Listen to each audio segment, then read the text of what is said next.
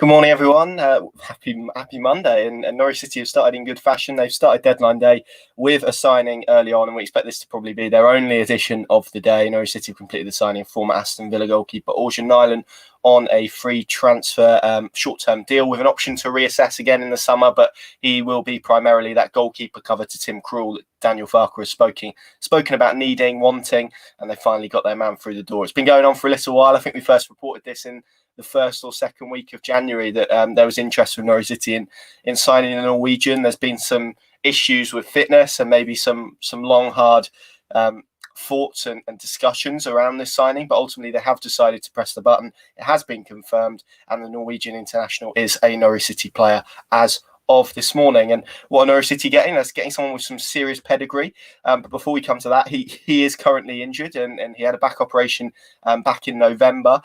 Hence, sort of the reason why his contract at Aston Villa, who he was most recently with, was mutually terminated because of falling down the pecking order after the signing of Emiliano Martinez, who joined Villa from Arsenal and has done remarkably well in the Premier League.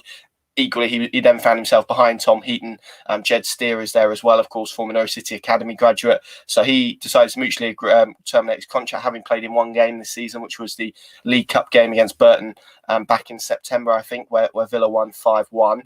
He used that time to go and get surgery on a back issue. It was kind of a slipped disc that slipped onto a nerve that was causing him pain all the way down his leg, a fairly major operation. He's had that. He's now he's not fully recovered, but he's in a better place than he was. And Norwich City see this as an opportunity for him to help them in terms of providing them with cover till the end of the season, but equally for them to help him as well in terms of getting back into matchday squads, getting his fitness up, with a view to him being the long-term number 2 at Norwich City. And it is a short-term deal, but there is an option for all parties to sit around the table in the summer to reassess and to see whether or not they want to extend it. Obviously, it will probably be dependent on promotion to the Premier League. It will be dependent on Nyland's fitness and how well and how much he's progressed from where we are currently.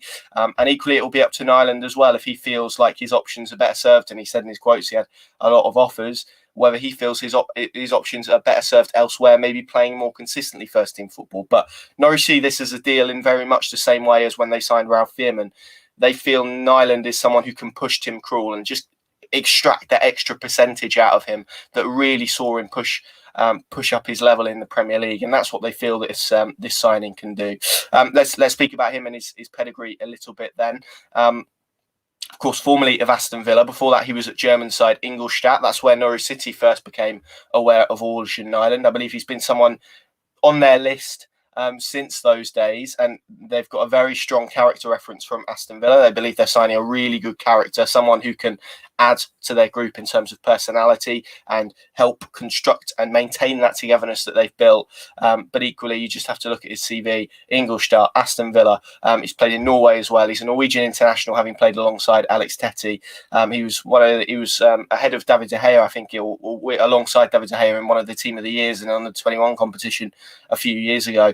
So the pedigree is there, and Norwich City feel that they've done very well to sign Orjan Nyland. In terms of their free agent options, there weren't too many out there. As I wrote a piece right at the start of the month with 5 options, one of which was Rob Elliott, who signed for Watford.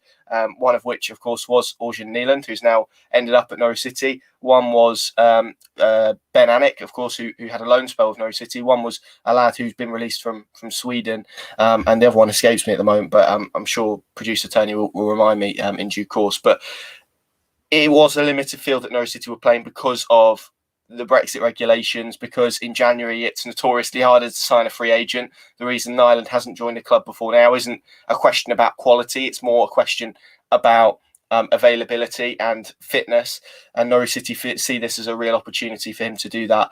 As I said, been on their list for a while, comes to the club with a little bit of an injury. They're hoping to shake that off and get him into matchday squads, but primarily he will be the number 2 for Norwich City. So that's all in Nyland. That's done. You can read all of the quotes and the full story at pinkun.com. Just in terms of what this means for Dan Barden, we're not expecting him to go out on loan today. We're expecting him very much to stick around, and that to be the goalkeeping trio between now and the end of the season, or until Michael McGovern gets fit, essentially. But I think it's fair now to say that if Norwich City do get promoted, they would like Tim Krul, Orjan Nyland and Michael McGovern, and we believe there is a 1-year option on the table for him, providing he can recover essentially as a third choice in the Premier League, obviously dependent on promotion and various different things. But Norwich City want that to be their goalkeeping trio, and then you would then probably look to see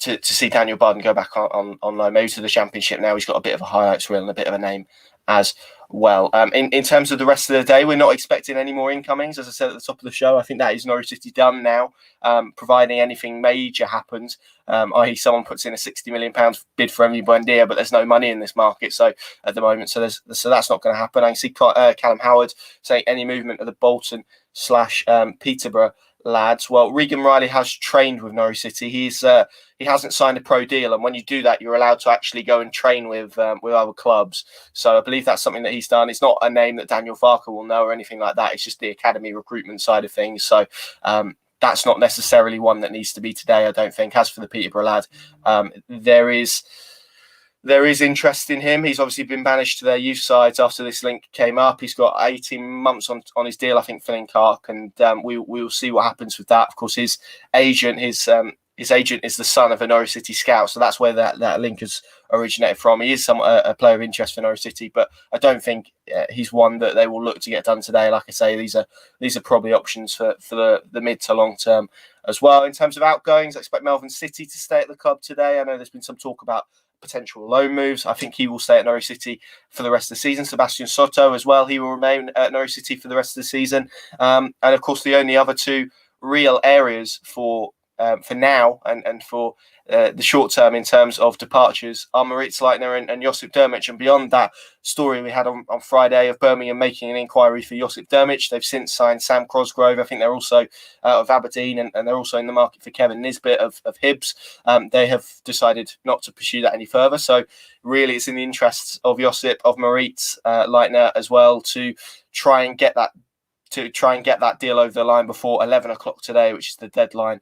Of course, Norwich City are preparing for Millwall as well tomorrow, 6 o'clock kickoff. We've got a press conference for that later, around lunchtime as well today. So plenty going on. It's not going to be quiet. It never is. We'll keep you up to date with anything that breaks, anything that evolves across the day. Pinken.com is the place to go. Thank you very much for watching. I hope you're staying safe. Let us know what you think down in the comments below if you're watching this on YouTube. Reply to us on Facebook or Twitter, either way, of what you think of the signing of Orjan Nyland as Norwich City's second of the window and probably their final deal of the window as well. Thank you very much for watching. See you soon.